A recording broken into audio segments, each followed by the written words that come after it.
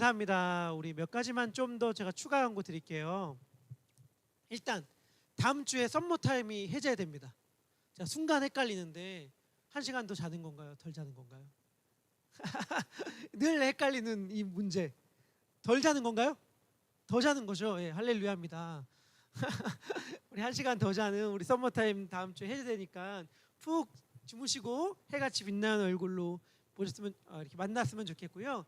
그리고 주보에 셀 목자 명단 나와 있는데 아직 셀 목자들도 셀 원들은 정보를 받지 못했어요. 그런데 오늘까지 혹시 자기가 셀에 들어갈 때에 조금 이런 것들을 원합니다. 이런 것들은 조금 저한테 이런 요청사항이 있습니다.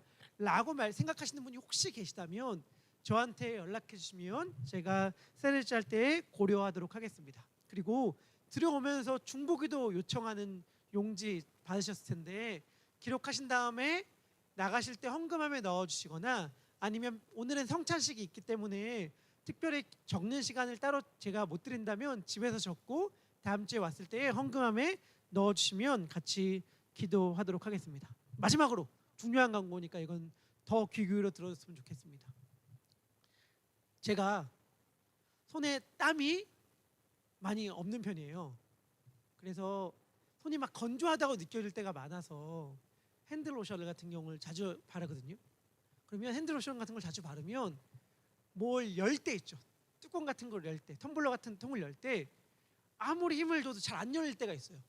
그러면 그때는 저보다 힘이 약한 와이프나 이런 데한테 부탁하거든요. 그러니까 아내가 저보다 힘이 세서 이걸 여는 게 아니라 제가 손이 미끌미끌 걸어서 그런 거예요. 그러면 이럴 때 제가 뚜껑 같은 걸 잘 못 연다고 해서 내가 힘이 약하구나 라고 해서 열심히 웨이트 운동을 한다고 해서 그걸 잘 열 수 있는 게 아니잖아요. 제가 말씀드리고 싶은 게 뭐냐면 만약에 내가 진짜 열심히 사는 것 같은데 내가 정말 열심히 부지런히 사는 것 같은데 뭔가 내 삶이 헛도는 것 같아. 꽉 닫혀있는 텀블러를 막 도는데 손이 미끌거려서 계속해서 뭔가 뚜껑이 안 열리는 것 같아 라고 한다면 운동을 열심히 하는 게 답이 아니에요. 운동을 열심히 하는 게 답이 아니라 손에 있는 크림을 닦아내는 게 답이잖아요. 그러니까 무슨 말인지 제가 다시 하고 싶은 얘기를 한다면 큐트책 사십시오.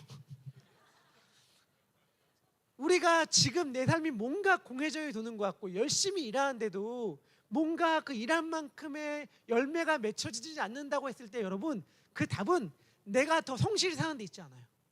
내가 더 잠을 덜 자고 더 열심히 일하고 더 부지런히 일하는 데 답이 있는 게 아니라 내가 주의 말씀을 묵상하여 그 뜻대로 순종해 나가는 게 답이야. 그런데 그것을 놓치고 정말 열심히 하려고만 한다면 손에 잔뜩 크림을 묻힌 채 아령만 들고 있는 거와 똑같아요. 팔이 더 힘이 세지면 이걸 열 수 있겠지? 라고 하는 거예요. 그게 답이 아니에요. 그래서 신청했든 안 했든 상관없고 큐트책 제가 얼마든지 더 받아올 수 있거든요. 그러니까 나가시면서 한 분도 빠짐없이 큐트책 다 구매하십시오. 그래서 제가 증인인데 정말 달라요. 말씀을 하루로 시작하잖아요. 완전히 여러분 내 삶의 능률이 달라진다는 걸 경험할 거예요. 아, 내 삶의 목적과 방향성이 선명해지고 그 목적과 방향성이 선명해진 그대로 살아가는 게 진짜 답이구나 라고 하는 것들을 경험할 테니까 정말 예외 없이 한 분도 빠짐없이 나가시면서 우리 큐트책 구매해 주시면 감사하겠습니다. 네, 그럼 하나님의 말씀 보도록 하겠습니다. 하나님의 말씀은 신약성경 제일 처음에 있는 마태복음 1장 1절부터 6절까지의 말씀입니다. 마태복음 1장 1절부터 6절까지의 말씀. 우리 찾기 쉬울 텐데 신약성경 1쪽에 있습니다. 우리 함께 읽도록 하겠습니다. 함께 읽겠습니다. 제가 1절 읽고 6절까지 교독하도록 하겠습니다. 1절입니다. 아브라함과 다윗의 자손 예수 그리스도의 계보라.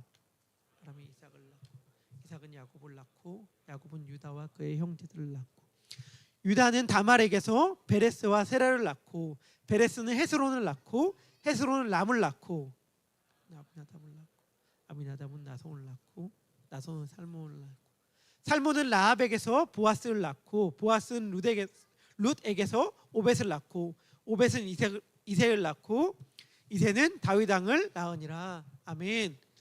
하나님의 말씀입니다. 지난 한 주간 여러분들에게 예수님은 어떠한 존재셨습니까? 여러분들의 삶 가운데 예수님을 인식하고 살아가셨나요? 우리들은 이럴 때 예수님 인식 많이 하잖아요. 예수님, 이거 좀 도와주세요. 예수님, 이 문제 좀 해결해 주세요. 라고 할 때 우리는 예수님을 인식을 많이 하고 살아가지만, 예수님은 우리의 이 문제, 이 사건을 해결해 주는 분이 아니십니다.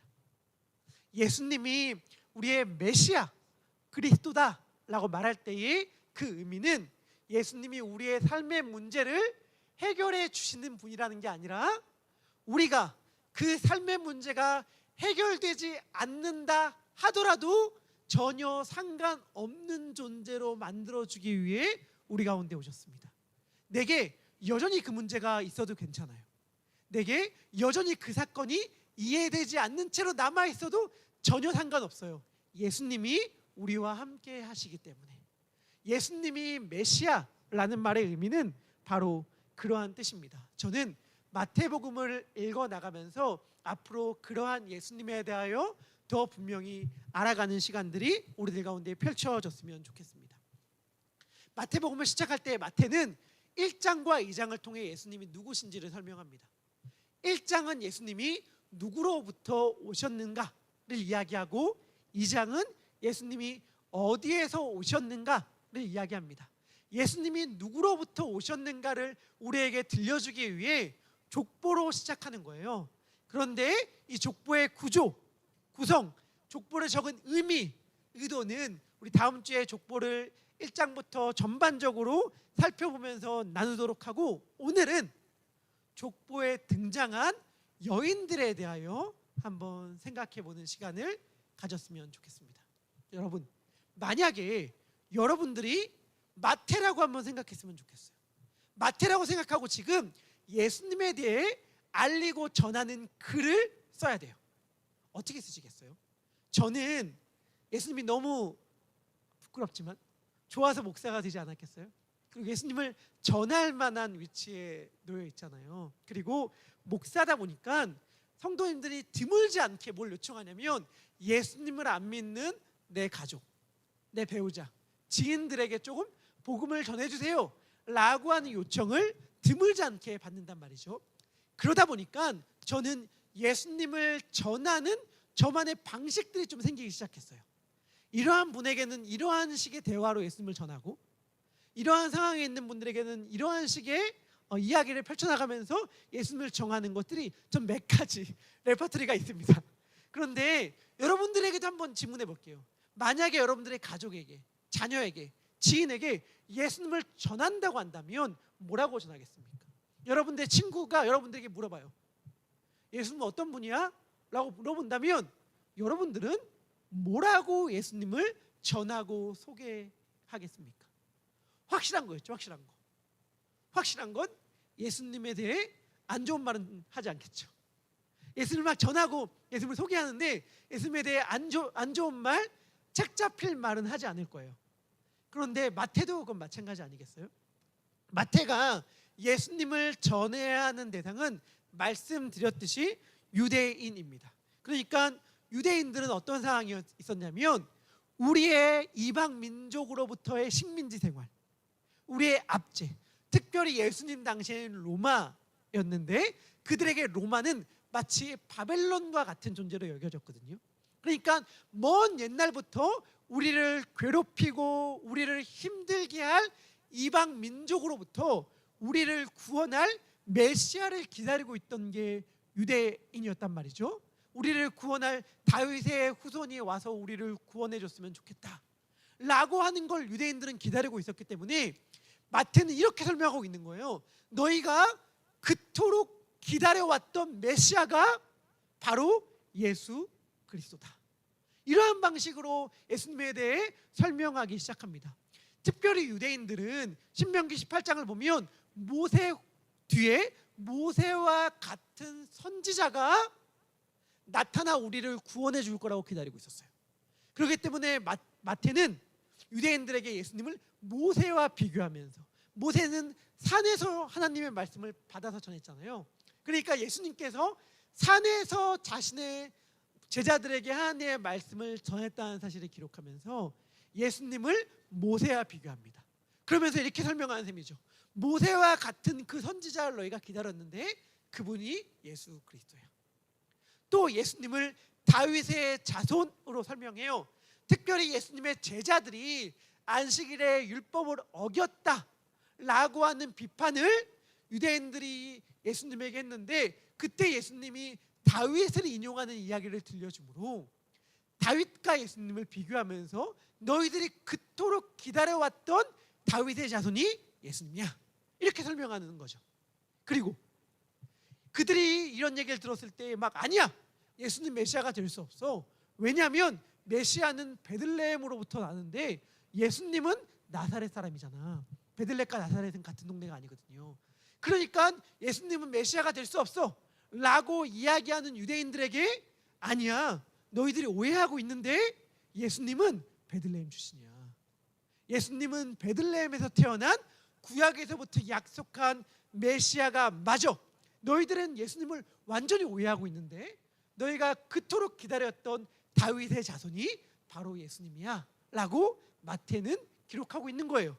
그런데 마태가 만약에 유대인들에게 너희들이 그토록 기다려왔던 메시아가 다윗의 자손이 예수님이야 라고 말하고 싶었다면 마태는 족보를 이렇게 적으면 안 됩니다.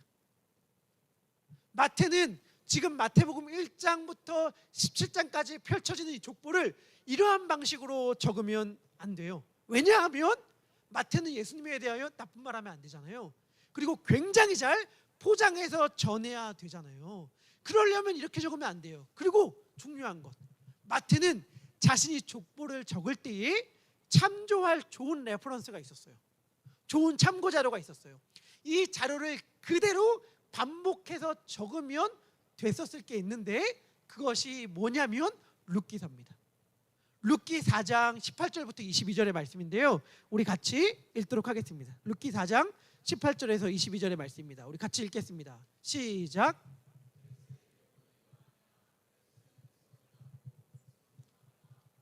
남은 아미나답을 낳았고 아미나답은 나손을 낳았고 나손은 살몬을 낳았고 살몬은 보아스를 낳았고 보아스는 오벳을 낳았고 오벳은 이새를 낳았고 이새는 다윗을 낳았더라. 아멘. 이러면서 룻기가 끝나요. 그러니까 이게 룻기가 사실은 굉장한 반전의 책인데, 그게 뭐냐면 유대인들이 룻기를 딱 읽을 때에 처음에는 이방 여인의 이야기구나, 이방 여인이 유대인과 결혼한 이야기구나, 사랑 이야기구나, 혹은 시어머니에게 효심을 다한 며느리의 이야기구나 라고 쭉 읽어나가다가 마지막에 충격을 받으면서 유대인들이 이 말씀을 딱 맞이하게 되는 거예요.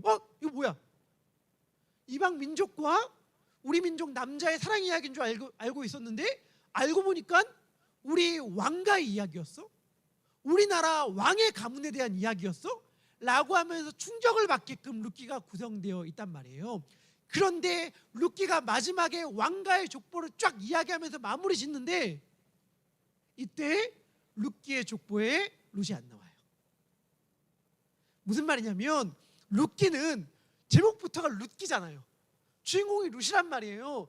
그런데도 족보에선 룻의 이름이 나오지 않고 룻의 남편 이름만 나와. 이 족보에서 여인의 이름이 하나도 등장하지 않아요. 그리고 이게 유대인들에게 너무 익숙해요. 유대인들의 족보에는 여인의 이름을 넣는 경우들이 없단 말이에요. 그래서 이 잘 구성된 족보를 그대로 마태는 가지고 와서 자기의 책에 인용하면 됐어요. 그냥 그들이 유대인들이 너무 잘 알고 있는 이야기인 룻기의 마지막 이야기를 딱 갖고 와서 너희가 알고 있던 예수님이 사실은 이 족보의 후손이야 라고 말하면 되는데, 이 족보를 묘하게 자신만의 방식으로 다시 개작해서 다시 쓰기 시작한단 말이에요. 그게 마태복음 1장 2절부터 6절까지의 말씀인데 우리 이 말씀 같이 읽도록 하겠습니다. 읽겠습니다. 시작.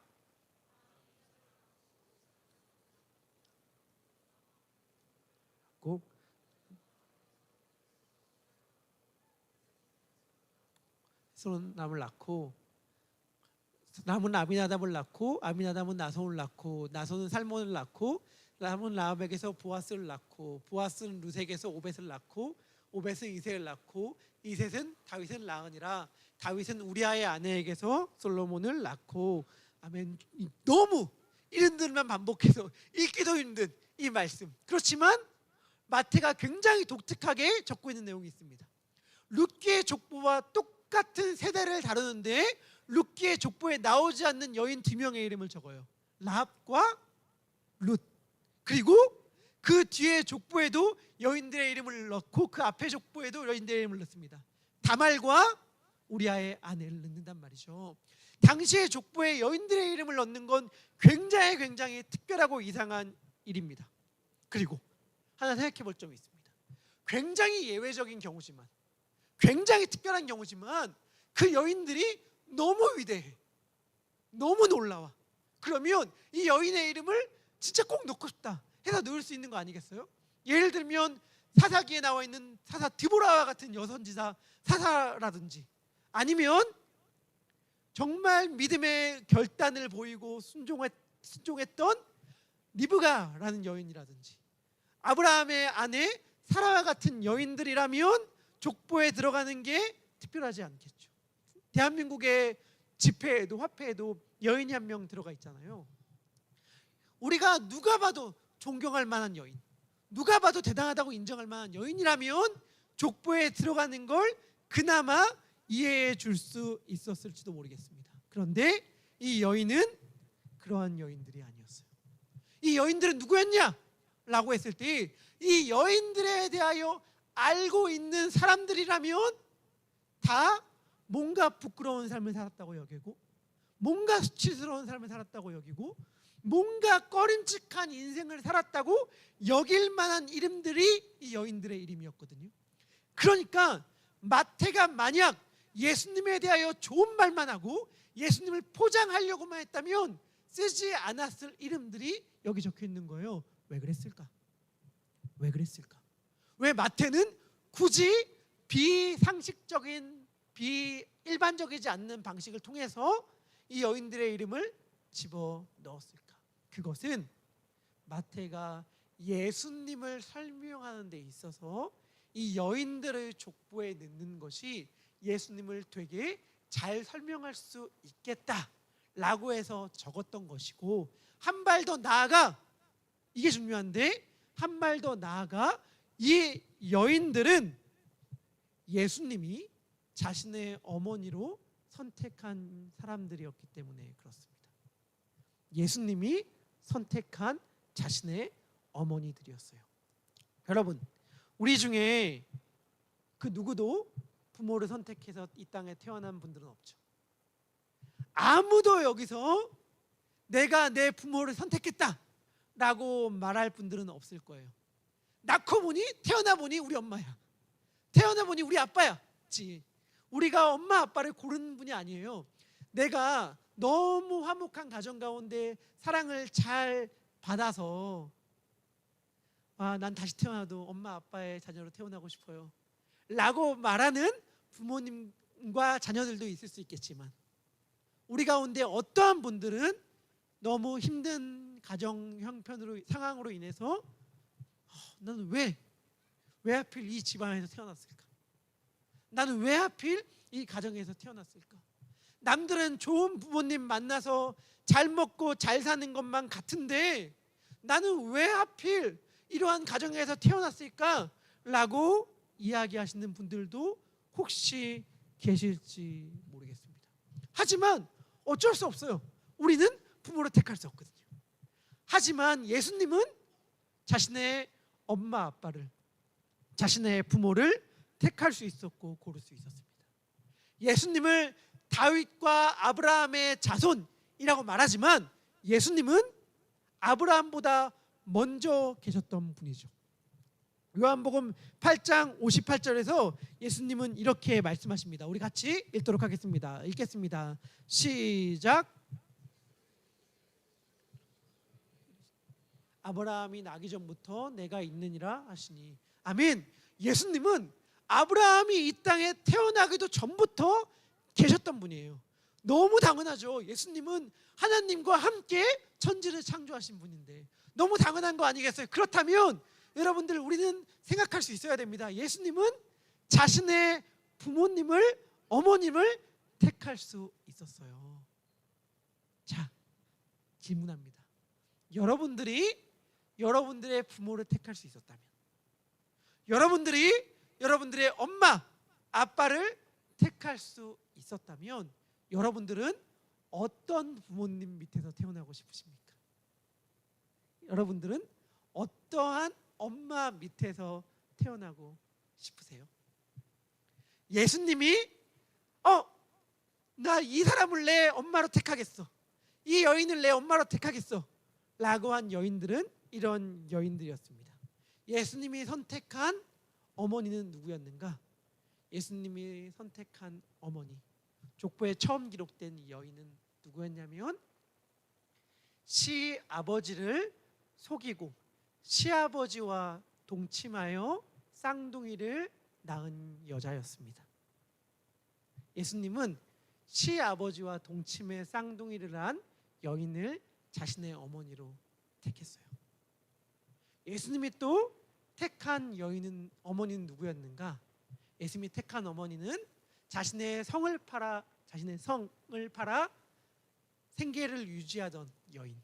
그런데 자신의 나라가 위기에 처하자 적군에게 자신의 나라를 팔고 생존한 여인이라고 볼 수 있는 그러한 여자를 예수님은 자신의 어머니로 택했습니다. 그러니까 자신의 조국을 배반한 술집 여인을 자신의 어머니로 택한 거죠. 여러분들 질문해 볼게요. 만약에 이러한 분이, 여성분이 우리 예배당에 나와 예배를 드린다면, 혹은 나와 같은 셀을 하게 되었다면 여러분들은 마음이 불편하실까요? 편안하실까요? 누가 봐도 저 사람이 좋지 않은 곳에서 일한다는 것도 알고 있고, 저 사람의 가정사가 사람들이 다 손가락질하는 가정사의 주인공이라는 걸 알고 있다고 했을 때에 여러분들은 그 사람과 같은 셀을 하게 됐다면 마음이 어떠시겠습니까? 그런데 예수님은 그들과 함께 셀을 한 게 아니라 그들을 자신의 어머니로 삼으셨습니다. 이스라엘 민족의 헌법이라고 말할 수 있는 신명기 23장 3절은 이야기합니다. 우리 같이 신명기 23장 3절 읽어보겠습니다. 읽겠습니다. 시작. 여호와의 총회에 들어오지 못하리니 그들에게 속한 자는 10대뿐 아니라 영원히 여호와의 총회에 들어오지 못하리라. 아멘. 이게 이스라엘 민족이 따라야 했던 율법이었어요. 모압과 암몬 사람은 여호와의 총회에 절대 들어올 수 없었습니다. 그런데 예수님이 엄마로 택한 또 다른 존재는 누구였냐면 바로 이 모압 여인이었어요. 율법 가운데 여호와의 총회에 영원히 들어가지 못할 거라고 이스라엘 입장에서는 하등 시민으로 인정할 수 있는 사람. 더군다나 이 여인은 두 번째 결혼이었거든요. 이 여인도 예수님이 자신의 어머니로 삼았어요. 그리고 오늘 읽은 본문 가운데 마지막으로 등장하는 여인은 우리가 너무 잘 아는 존재죠. 오늘날로 이야기하면 이렇게 이야기할 수 있을 것 같습니다. 자신의 직장 상사와 바람을 피고 애를 베었어요. 그리고 그것이 들통나 문제가 불거질까 염려가 돼서 직장 상사가 오히려 부하 직원을 해고시킨 그러한 스토리의 주인공이라고 말할 수도 있는 여인이죠. 물론 이렇게 말한다면 이 여인은 약간 억울할지도 몰라요.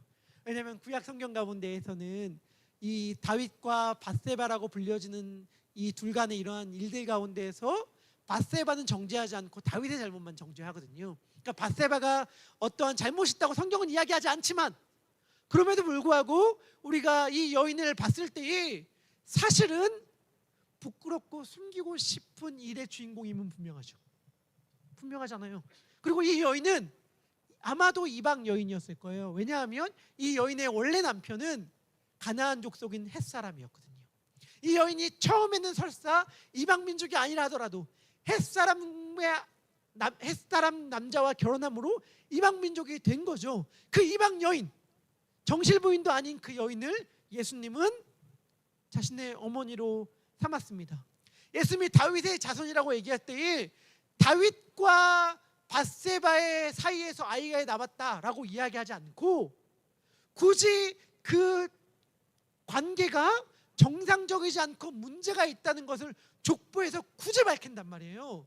다윗과 우리아의 아내에게서 솔로몬을 낳았다고 말하므로 굳이 읽는 사람들로 하여금 이거 뭔가 이슈가 있구나 라는 것들을 밝히는 방식들이 족보의 기록 방식이었습니다.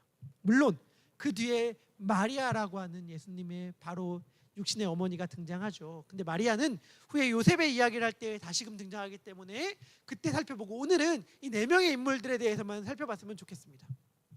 이 네 명의 인물들이 사실은 하나같이 평범하지가 않죠.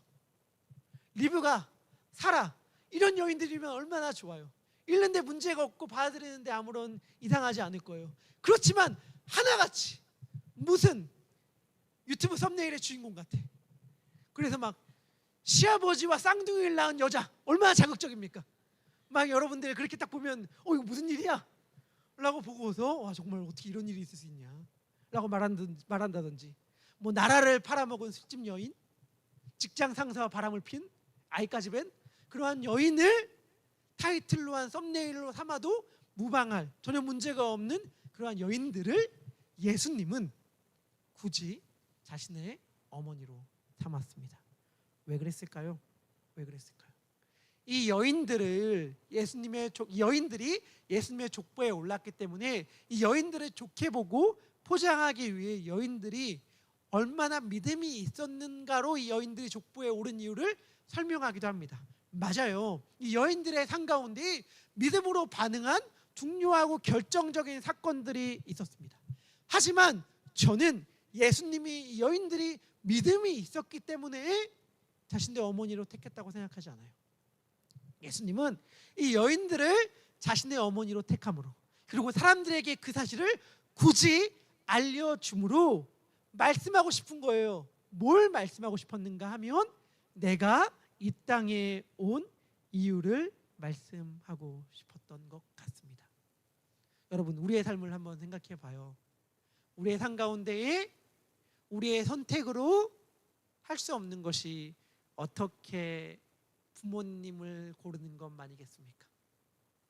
우리의 삶 가운데에 우리의 선택으로 할 수 있는 일들이 너무 많이 있죠. 내가 어쩔 수 없는 어려움들과 무거움과 헤어나지 못할 것만 같은 상황들이 우리의 삶 가운데에 놓여져 있죠.